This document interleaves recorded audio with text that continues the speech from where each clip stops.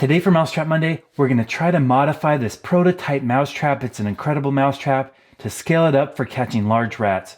Now I posted a video a week ago on this trap. It's called the Yet Another World's Best Mousetrap, also known as You Have Mail, because when you catch a mouse or rat, this flag will go up. This trap is an incredible piece of technology. When the mouse enters and crosses an infrared sensor, it activates an electromagnet in the opposite polar direction of the magnet holding down the floor. That will push the floor down very quickly, and then a motor resets the trap. One after another, you'll catch the mice. It pretty much worked perfectly every time on smaller rodents. It also caught medium-sized rodents like baby rats. But the motion camera footage also revealed that this prototype trap needs some modifications to catch larger rats. The biggest problem is when the floor drops, the rats lift up their rear end and wedge it on the top of the box. Also, the rats spread their hind legs and are able to hold on.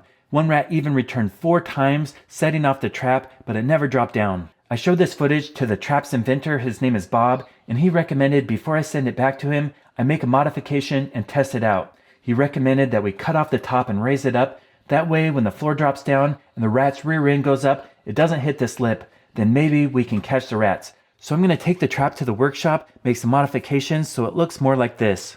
Here's what I came up with, the newly modified You Have Mail Automatic Trap version 2, now redesigned for catching large rats. As you can see, I raised the back of the box and now slants down. Also, I added these wings on the opening that funnel the rat inside. That way, it can't hold onto the edge of the box with its back feet. As the rat enters, it will trigger the sensor, the floor will drop, the front of the rat will go down, it will try to hold on with the back feet or its tail, but there's nothing to grab. Also, there's much more room, so it can't wedge its back up on the top of the box, and it should drop down in the bucket. It looks like it's going to work well. Now, some people had a question about the sensor in the first video. There's a taller one and a shorter one. That way you can make a selection on what kind of animals you want to catch. Now you could set it to catch both mice and rats, especially if you put it on a bucket of water. But if you make it a live catch trap and you catch both species, the rats are going to kill and eat the mice. So to be humane, you can make a selection and only catch one. If a mouse goes first and triggers the infrared sensor, it will only catch mice and not trigger it for rats. And if a rat goes first and triggers the upper sensor, it will only catch rats and not the mice. But for this video, we want to see if we can catch rats. So I'm going to set it and then select it for rats. To do that, you trigger the upper sensor first and then the lower sensor.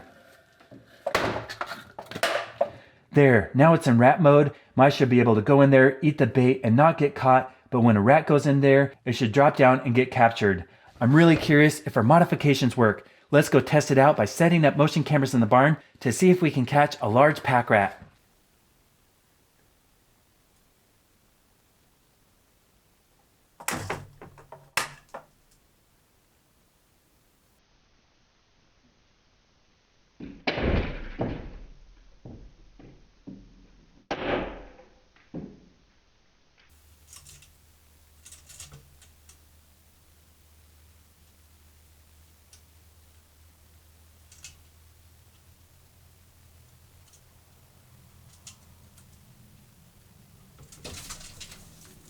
Well, that was a failure. I really thought these modifications with the taller opening and the flared wings would turn this into the ultimate rat trap. But last night we were outsmarted by that large pack rat. When the floor dropped, it held on with its back feet and we didn't get a single one.